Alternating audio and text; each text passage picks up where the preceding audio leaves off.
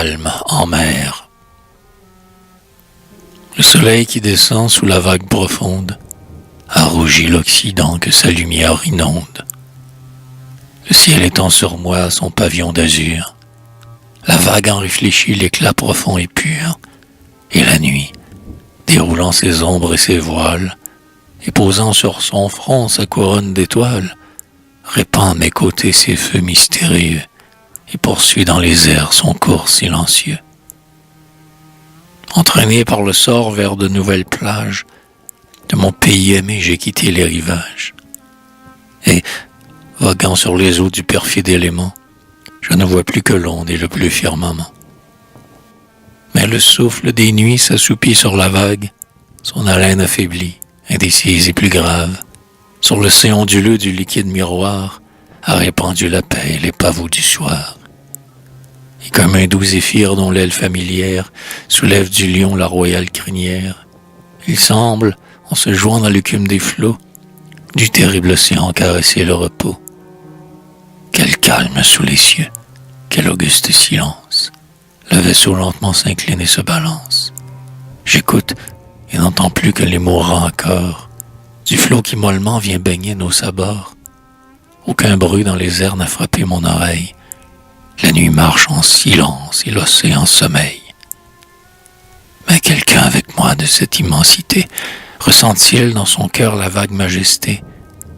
Est-il une âme aussi qui, pensive à cette heure, et parcourant des yeux la céleste demeure, promène un long regard sur ce dôme d'azur d'où descend de la nuit le rayon doux et pur, et qui, du firmament étoilé de lumière, ramène ainsi que moi sa rêveuse paupière sur les flots assoupis de l'abîme éternel et contemple des mers le calme solennel.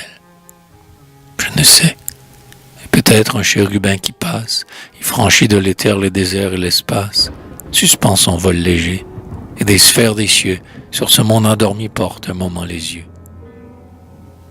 Ô mourante lueur des tremblantes étoiles, dont la faible clarté blanchit au loin nos voiles, il voit notre vaisseau comme un signe des mers, laissant tomber son aile au bord des flots amers, s'endormir au roulis des onduleuses lames, où l'astre de Vénus fait vaciller ses flammes. Le voyageur divin, immobile et surpris, laisse flotter sur nous ses regards attendris. Il plaint l'homme imprudent qu'un fol orgueil égare, ou que des vains trésors l'ambition avare expose la fureur d'un élément fatal et ravit au doux ciel de son climat natal. À ces champs abrités dont l'ombre et le feuillage ont volé tant de fois les jeux de son bel âge, à la vallée ombreuse où de paisibles eaux murmurent en coulant sous l'ombre des roseaux, où la colombe vient baigner ses pieds de rose, sur le bord des gazons qu'une eau limpide arrose, à ces beaux lieux enfin qu'un Dieu dans son amour, comme un nouvel Éden, lui donna pour séjour.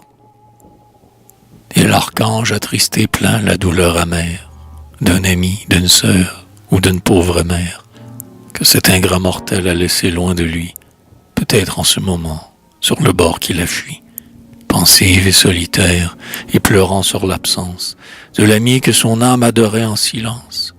Une amante abandonne au souffle des zéphyrs sa plainte douloureuse et ses secrets soupirs. Hélas, je vogue aussi loin de mon toit champêtre, loin de l'asile aimé du champ qui m'a vu naître, où d'un Dieu paternel la prodigue bonté a versé tout aussi pour ma félicité. Mais si la soif de l'or et son ardeur servile, loin de ces lieux si chers, n'est pas ce qui m'exile, en ai-je moins coûté bien des regrets amers, bien des larmes d'adieu à ceux qui me sont chers. Angélique habitant des célestes domaines, toi qui de l'infini parcours les vastes plaines, guide ton vol léger vers le lointain séjour, où s'ouvrit ma paupière à la clarté du jour.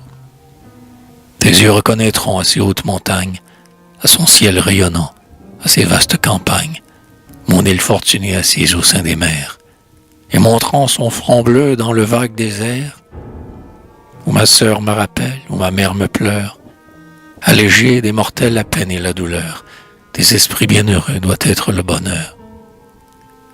Va consoler les maux qu'a causé mon absence, et verse dans leur sein le calme et l'espérance. Mais avant de partir, doux ange, bénis-moi. Fais d'un Dieu juste et bon que j'observe la loi. Mon âge à peine échappe à celui de l'enfance. J'ai besoin d'un ami pour prendre ma défense, d'un guide et d'un appui pour diriger mes pas dans les hasards nouveaux que je ne connais pas. J'entreprends de mes jours le long pèlerinage. J'ai peur de m'égarer. Indique à mon jeune âge les sentiers parfumés de vertu et de fleurs. Du remords à mon âme épargne les douleurs. Débile et malheureux prodigue à ma faiblesse l'espoir de surmonter le destin qui me blesse. Viens répandre parfois dans mon obscurité et du bien et du vrai la divine clarté. Offre enfin à mes yeux cette épouse, cette Ève, ce vague objet d'amour qu'incessamment je rêve, dont la jeune beauté, la grâce et la douceur de mes jours d'ici-bas consoleront mon cœur. Et quand pour m'abreuver d'une douce tristesse, je livre à ces pensées ma rêveuse jeunesse, et que je vais d'un pas mélancolique et lent m'asseoir près des ruisseaux sous l'ombrage coulant, alors pour consoler ceux qui dans moi soupirent, à mes doigts inspirés, prêtent parfois la lire.